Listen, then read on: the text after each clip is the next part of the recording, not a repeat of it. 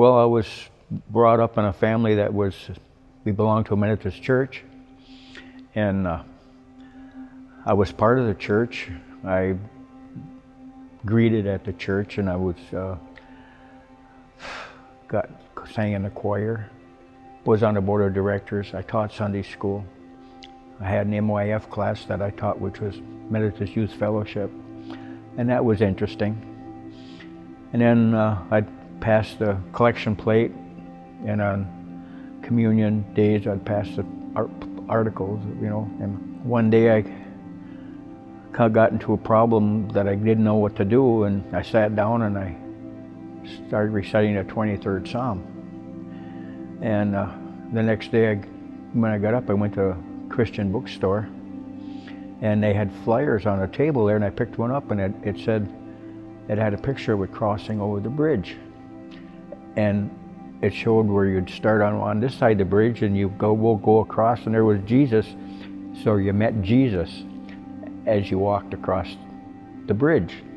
And from that day on, everything was changed. It was like night and day. The sun was brighter, the sky was bluer, the grass was greener, the birds sang beautiful instead of always just making noise and getting in the way all the time. It was so different. And I worked in Las Vegas on November 1st of '89. It was on a Wednesday. I was working in a gravel pit. I was a mechanic, and I run dozer, and I drove semi once in a while, dump truck. But I was mechanic basically, and the feeder belt on the power screen was wore out, so I changed it. And the next day, and a power screen is a separator, separates the sand and the stone. And the next day it was slipping, so I went and got some belt dressing.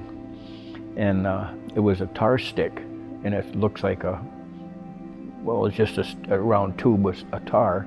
And the machine was empty, but I had it running real slow, but on idle. And I'm going back and forth on the belt so it wouldn't slip. And I had about maybe a third of the tar stick gone, and it adheres to the belt.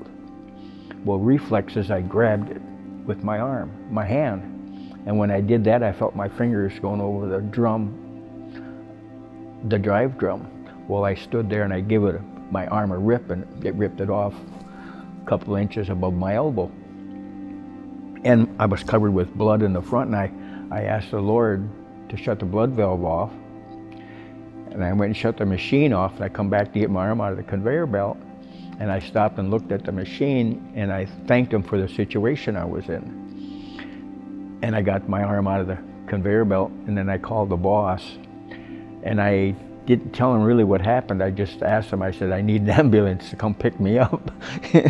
I was up in the mountain, and I carried my arm out of the gravel pit to the ambulance, and they went to the hospital, and I carried my arm into the hospital, and they were gonna send me to California to reattach it, but I pulled the arteries and ligaments. They said they could attach it, but I'd have to probably move it by myself. So they said you further had to stub it off and get a prosthesis. So my wife and the pastor of the church that we were going to out there were out in the hallway, and the doctors came out, and they told them that I pulled a main artery 6 inches from my heart. I should have bled to death in 2 minutes. I did not have one blood transfusion. And then they put me in recovery for 10 to 14 days. Friday morning, they released me out of the hospital, a day and a half. Monday, I went back to work.